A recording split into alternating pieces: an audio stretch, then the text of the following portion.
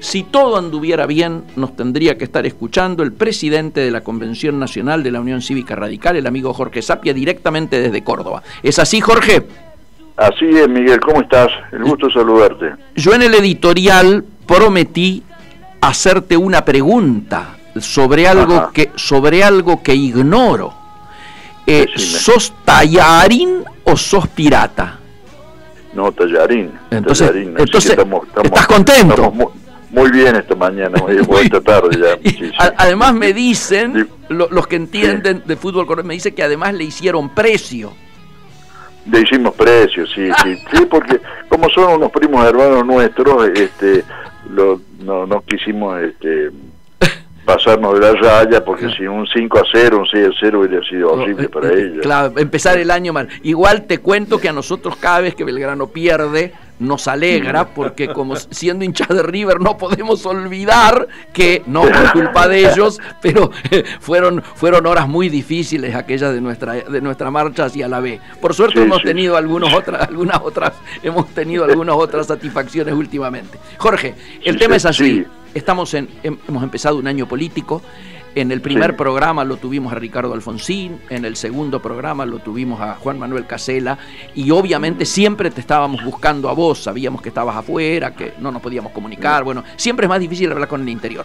Yo, como cuando estábamos en la primaria, tema libre, nos decía la profesora, a mí me gustaría que nos digas cómo estás mirando el año y particularmente cómo estás mirando el rol de la Unión Cívica Radical hasta este tiempo y el rol que debiera cumplir la Unión Cívica Radical en un año electoral como este. Bueno, son varias preguntas en una, señor, ¿no? Sí, señor. La primera, referida a cómo estoy viendo el año, lo estoy viendo con una enorme preocupación. Por momentos te diría que con angustia, porque yo veo que no hay ninguna... No se ve ninguna lucecita al final del túnel, y en cambio veo que la gente cada vez tiene menos posibilidades de acceder a los bienes de consumo mínimos para su subsistencia, y esto realmente es muy angustiante, porque no veo cómo podemos salir de este atolladero en el que estamos, producto de un error grave de conducción económica en el país, ¿no? Quiere decir que si no hay un vuelco de 180 grados, me parece que estamos condenados a un fracaso como sociedad realmente muy grave, muy difícil de resolver.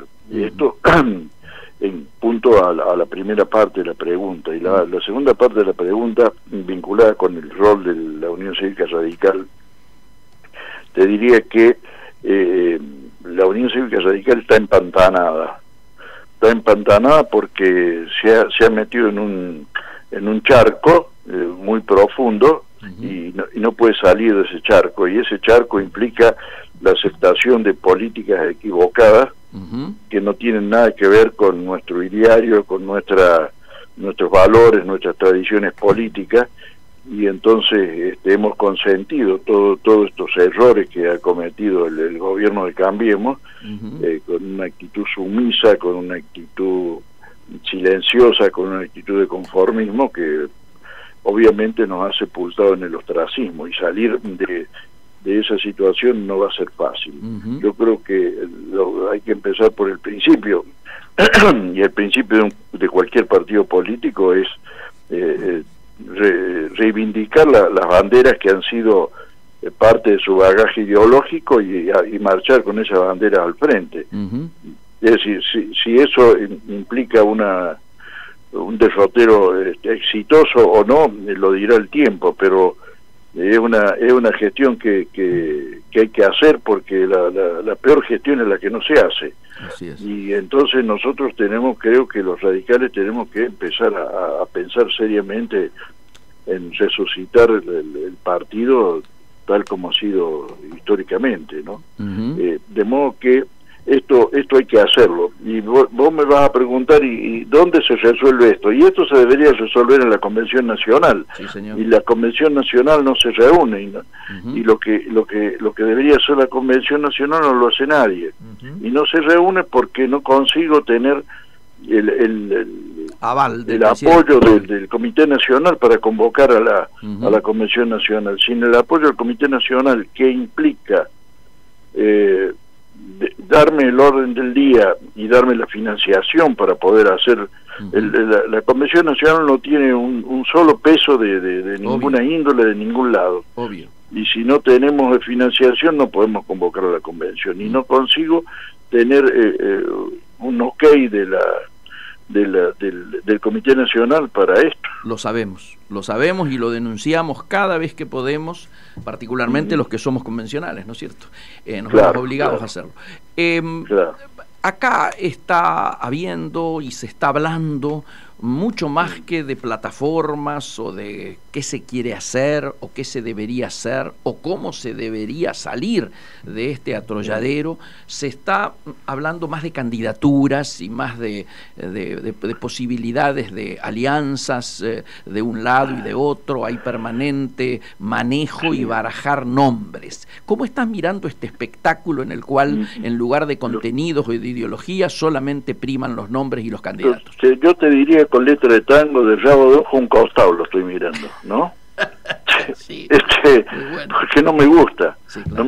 no me gusta que empecemos a discutir candidaturas si no sabemos qué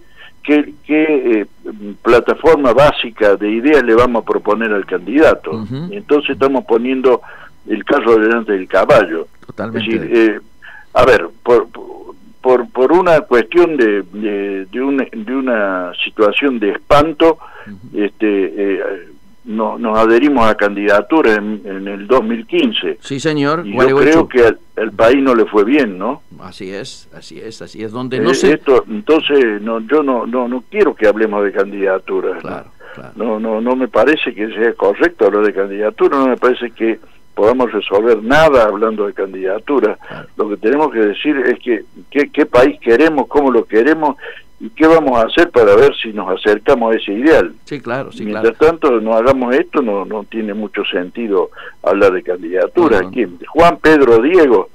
¿Para qué? ¿Qué dicen Juan Pedro o Diego? Claro. ¿Cuánto miden?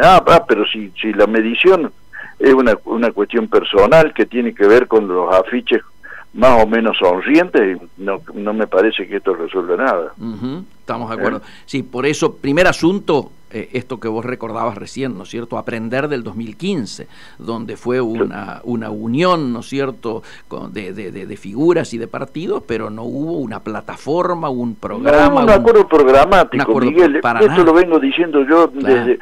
Si se hubiera hecho un acuerdo programático donde hubiéramos repartido compromisos y obligaciones, a lo mejor la cosa hubiera sido distinta, a lo mejor no, el acuerdo programático lo tiraban a un cajón y no le llevaban el apunte, pero por lo menos intentar un acuerdo programático. Correcto. Digo yo, si a la Angela Merkel le llevó 4 meses de discusión y escribir 100 páginas para hacer un acuerdo programático con el Partido Socialdemócrata para gobernar Alemania, nosotros podíamos haber escrito 5 páginas de algún tipo de propuestas básicas y poder avanzar en ese sentido, pero acá se eligió un candidato y allá fuimos. Totalmente. Y para colmo, un candidato que ni siquiera nos preguntó a la hora. Si por lo menos nos hubiera preguntado a la hora, le hubiéramos dicho nosotros que era hora de empezar a hacer las cosas en serio. Muy bueno. No, y por eso es que me parece,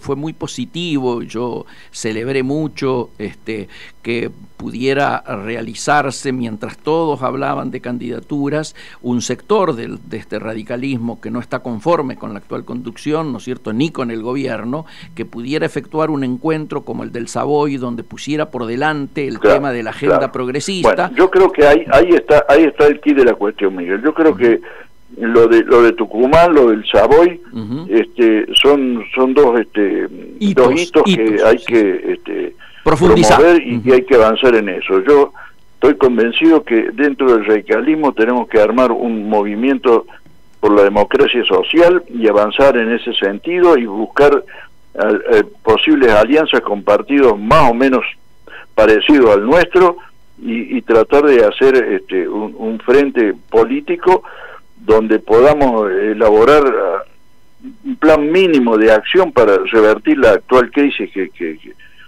nos tiene sometidos, ¿no? Total. Yo creo que ahí hay que trabajar directamente en ese sentido. Sí, señor, sí, señor. Y seguramente va a haber novedades muy pronto, Jorge. Ahora, vos sos un hombre de Córdoba. Si hay algo de lo que se habla en términos de lo que pasa en el interior con preocupación vinculado a lo electoral, es la situación de Córdoba. Contanos un poco qué está pasando. Así, y acá está pasando que amenazamos con interna y después aceptamos encuestas, dirimir supremacía en función de encuestas y amenazamos con hacer un Cambiemos la Cordobesa y después decimos que no tocamos Cambiemos. Yo creo que hay una conducción política dentro del radicalismo errática que lo único que hace es favorecer las posibilidades electorales del actual gobernador, de Juan Schiaretti. Y mientras esto siga así, yo creo que es un juego que no tiene sentido, porque es para ir a votar para reconocer que no se ha ganado las elecciones, ni mucho menos. Ahora, Jorge, falta un debate político, Miguel. Acá pasa lo mismo que en todo el país en punto al radicalismo. Falta un debate político donde sepamos dónde estamos, qué queremos hacer. Claro. Ahora, ¿todos los sectores del radicalismo cordobés aceptan este tema de las encuestas? No lo aceptan. No hay sectores como Identidad Radical, que la elección pasada se abrió de Cambiemos y obtuvo 130.000 votos, y hay sectores como la línea Córdoba, que es el sector que orientaba a Angelos, que también disiente con esto, pero llegado el momento de repartir candidaturas, no sé qué va a pasar. Claro. No me animo a decir nada. O sea que todavía esto tiene final abierto, es decir, no se sabe. No, tan abierto que no sé si se puede cerrar. Muy bueno, Jorge, muy bueno. Muy bueno. Económicamente, ¿cómo está Córdoba? No, está, dentro de la crisis, no ha tocado fondo. Claro. La economía de Córdoba no ha tocado fondo. Es más, hay algunos sectores que han conseguido levantar la mira en punto a la actividad exportadora, y con eso se ha recuperado algún sector. El clúster del maní, por ejemplo. El clúster del maní. El clúster del maní, por ejemplo. El clúster del maní, eso por supuesto. Claro. Y algunas actividades que tienen que ver con los biocombustibles, han recuperado terreno. Claro. Y la actividad automotriz ha retrocedido, pero no demasiado. Entonces, digamos, estamos sorteando con dificultad, pero sorteando de algún modo la crisis, ¿no? Bien. Y todavía inclusive se avisora un ancho colchón de paz social, yo diría, ¿no? Sí, porque acá hay una cosa que es obvia, Miguel, y que ha ocurrido en el país. Cuando lo que peligra es la fuente de trabajo, claro. No hay voluntad de hacer ninguna revuelta, ni de provocar manifestaciones, ni movimiento de fuerza, ni medida de acción directa. Claro. Cuidamos lo que tenemos, que es poco, pero lo tenemos. Entonces, hay una paz social forzada por circunstancias que no tienen que no tienen nada que ver con el estado real de situación, sino tienen que ver con una actitud de conservación, ¿no? Correcto. En estos momentos se está llevando a cabo el encuentro de Davos, donde nosotros tenemos una representación a nivel ministerial, pero no ha ido el presidente, pero el Fondo Monetario ha hecho conocer allí a tanto algún tipo de pronóstico en relación al retroceso de la economía mundial y en particular de Latinoamérica, como asimismo recordar algunos de sus preceptos conceptos que suelen, diríamos, plantearse en situaciones de crisis. Por ejemplo, está diciendo la necesidad de una reforma tanto jubilatoria, ¿no es cierto?, como jubilatoria y de seguridad social, ¿no es cierto?, y laboral. Están hablando de levantar la edad jubilatoria en 5 años, sí, como una medida tendiente a abaratar costos. Así es. Pero claro, entonces nosotros primero hay que ver si el trabajador está en condiciones de aguantar 5 años más trabajando, claro, o su contextura física ha dicho basta ya, primero. Y segundo, hay que ver otra cosa. Si nosotros aumentamos la edad jubilatoria, estamos cerrando las puertas a la incorporación de jóvenes, de los jóvenes a los puestos de trabajo. Y esto es un tema que hay que tratarlo con mucho cuidado, con mucha equilibrio, con mucha minuciosidad para no caer en errores, ¿no? Y sobre todo en los países de América Latina, donde el que se jubila pasa a ser un elemento del desahucio y no, sí, y no un sujeto de derechos en la sociedad. Correcto. Es decir, si no preparamos a los trabajadores para el retiro y dándoles alguna posibilidad de subsistencia digna, no tiene ningún sentido. Correcto. Ponerse a hablar de las jubilaciones, por un lado. Y por otro lado, en el tema, el fondo está anunciando que hay que pensar en los próximos años una disminución del 6% de los salarios que hoy se perciben en el mundo. Así es. Y yo no creo que sobre la base de disminuir la capacidad adquisitiva de los trabajadores vamos a resolver los problemas económicos. Los problemas económicos tienen que ver con que hay un mundo corporativo que avanza sobre las economías regionales o las economías nacionales y que determina cómo se mueve el proceso productivo, y el proceso productivo está atado al éxito que tienen las grandes corporaciones financieras en su operación y en su bicicleta. Entonces, ya lo dijimos, sí, mi declaración del 11 de mayo del año pasado, sí, dije lo que iba a pasar con el Fondo Monetario Internacional, y está pasando. Total está acuerdo. Pasando, no hay ninguna duda. No hay ninguna duda. El Este... ajuste está, los anuncios de lo que le van a exigir a los países deudores del fondo en materia previsional y en materia laboral, están demostrando que somos prisioneros de una situación de injusticia social. Correcto. Jorge, igualmente vos estás pensando que por el hecho de ser un año electoral es muy difícil que este tipo de reformas pase por el Parlamento hoy, ¿no es cierto? No, ni pensarlo, no. Sí. No, pero hay que estar alertando, claro. Con una proyección de futuro, Miguel, claro, con una proyección de futuro. Sí.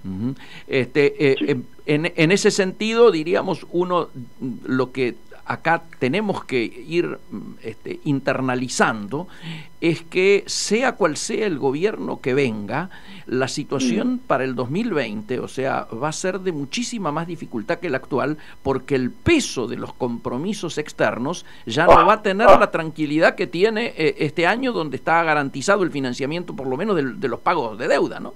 Claro, pero el año 2020 vamos a tener que empezar a pagar claro, los favores del fondo y no va a ser fácil, ¿no? Para nada. Seguro, sí. Por eso esto que vos planteabas muy bien recién, Jorge, de la necesidad de fortalecer un movimiento, ¿no es cierto?, nacional para la democracia social que pueda ser convocante y parte de un acuerdo mucho más amplio con todos los sectores, ¿no es cierto? No, y además hay que marchar, bueno, para hacer un símil, hay que marchar a un Moncloa nacional. Claro, es absolutamente necesario. Si no llegamos a acordar perspectivas o proyectos o proposiciones básicas, elementales para avanzar, y va a ser muy difícil. Correcto, por eso... Pero nosotros tenemos que partir de nuestra visión, claro, para confrontarla en una mesa de negociación con los otros sectores y ver si llegamos a una síntesis, ¿no? Correcto. Todo esto agravado precisamente por ese cuadro que vos bien describías a partir del 2020 en adelante, ¿no es cierto? Sí, señor, sí, así es. Jorge, queremos agradecerte, y lógicamente hemos empezado este año también contigo, y la verdad es que sabemos que vas a tener mucho trabajo, porque en la convención debe resolverse la política de alianzas, así que te mandamos un gran abrazo, te deseamos la mejor de las suertes y el mejor de los años posible. Igualmente, Miguel, que esté muy bien, ¿eh? Magnífico. Hasta entonces. Entonces, amigos, ustedes lo escuchaban directamente desde Córdoba, el presidente de la Convención Nacional de la Unión Cívica Radical, el doctor Jorge Sapia, Tano para los amigos, y hoy nos hemos enterado que además es un feliz tallarín.